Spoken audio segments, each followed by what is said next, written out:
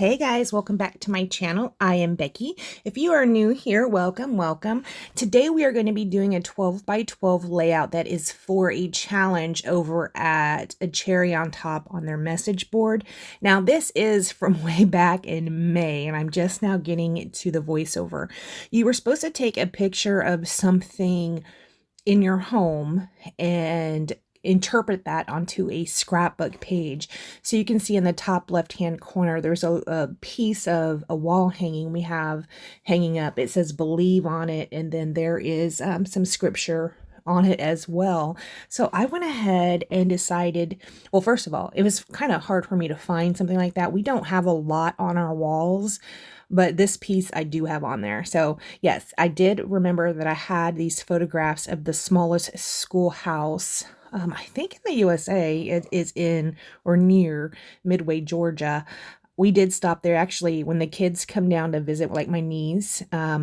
We stop there almost every time. I've been there probably 5 times, but I have never scrapbooked any of the photos. So I went ahead and decided to scrapbook the photo. I am going to end up naming this Believe because the wall hanging, right? And we're supposed to be taking something from the wall hanging or whatever is in your house. So yes, I am going to be doing one photo from the schoolhouse, and one photo is going to be of a statue that sits outside by a river oak.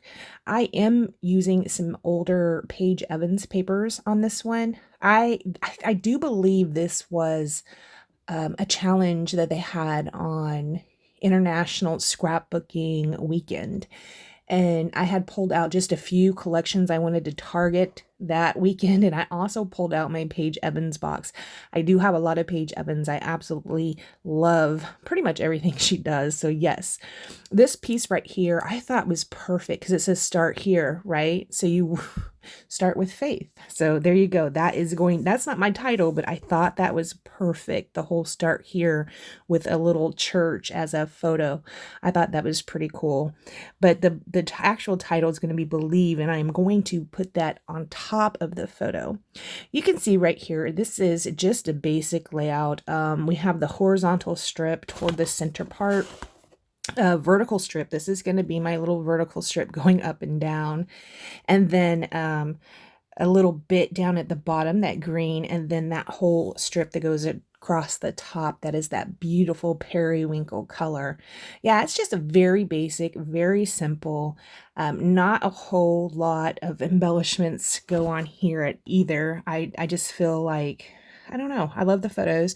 They're not the best photos, but I do love them. So yes, I am also inking everything with Vintage Photo Distress Ink Oxide by Tim Holtz. I do love to ink the edges. I don't always do it though. Here recently, I feel like I've been getting away from that just a little bit, but I do still really enjoy inking the edges, which is what I did here. Now, you might think, vintage photo, why brown, right? I should have maybe used the charcoal or the Vintage Photo, or not Vintage Photo, the Tim Holtz gray flannel. The gray might have worked really well with this one, but I just went ahead and did the brown because it was on my desk. This is for a challenge, and I was scrapbooking that entire weekend. Now, this weekend, when I'm doing this voiceover, there is also another party going on over at the Secret Not Secret Kit Club, and I thought I was going to be scrapbooking all this weekend as well. And no, I haven't. I actually have not been feeling super well. I've just been exhausted. I don't know if it's maybe I'm spending too much time on this hobby, because I mean, I do consider the scrapbooking a hobby, but also the YouTube is a hobby, and I've been putting up a video every single day. That might be catching up with me. I don't know. Took off Friday. So I was planning on scrapbooking Friday, Saturday, and Sunday. And no, I think I've done 4 layouts. Yesterday I slept for 14 hours. Oh, I don't know. I just need to a break, I guess. Here you can see I am using my favorite foam dots. They are from Close to My Heart. My link is down below if you'd like to purchase anything at Close to My Heart. We are starting a new month, and we do have a new catalog out. if you click the link and scroll down a little bit, you'll see it says idea book, and you can look at the digital version of that book if you would like. If you are a customer of mine, and you were a customer of mine previous to the end of May, you will have received the catalog already in the mail.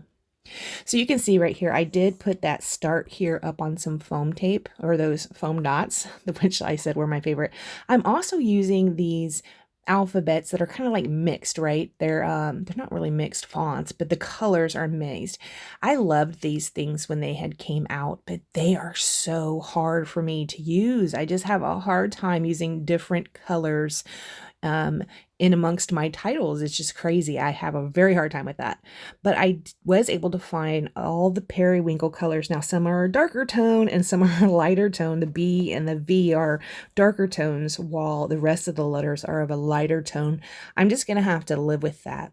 You can see I also pulled out this really cool layered tag from Paige Evans. I am going to use that, but I am not going to use it right there. And then I pulled out this older piece of paper right here, which I will end up fussy cutting out some of the yellow flowers, and I'm also going to cut out one of the blue flowers. See right here, I went ahead and cut that layered piece off the bottom of the tag, and I'm just going to use those as embellishments. I am going to be using the top of the tag up at the top, but we don't want this beautiful piece that was on the bottom of the tag to go to waste, right? So I just kind of pull it off there. It was just on there with some pop dots. So yeah, we just go ahead and pull that off and layer that up down the bottom. The end of the tag, the bottom of the tag, that is just a pattern paper, that ends up getting trashed. But I got the most important pieces off of that tag, so I was really happy about that. Now you can see where I put down the fussy cut flowers. There's a yellow over to the left-hand side of start here. There's one down amongst that little popped up embellishment, and then there's one up at the top, a yellow one, and also a blue one that is going to be up at the top. Here's where I'm going to go ahead and put my title down. I just put a little bit of liquid adhesive on my hand and dip the alphas in it, because these are not super sticky, even on photos. Like if you just lay this down on a photo, it's going to come right off. Whereas most things you put on a photo, like a sticker or whatever, it'll adhere to the photo. These alphas, not so much. They're not they're not very sticky. So yes, I put a little bit of liquid adhesive on my hand and just dip that in there. So I'm going to finish this off with some gold splatters. You can see the flowers that I had fussy cut out, they do have a gold border around them. So yes, I thought that would be perfect. I am using these metal watercolors, metallic watercolors from Rachel Beth Designs, and I like them because when you splatter them on the page, I mean, they're not just splatters, they're kind of dimensional. If you get a good amount of that up on your brush and splatter it down, they actually dry dimensional, and I think that is so cool. All right, guys, I want to thank you so much for joining me, and I will see you next time. Bye, guys.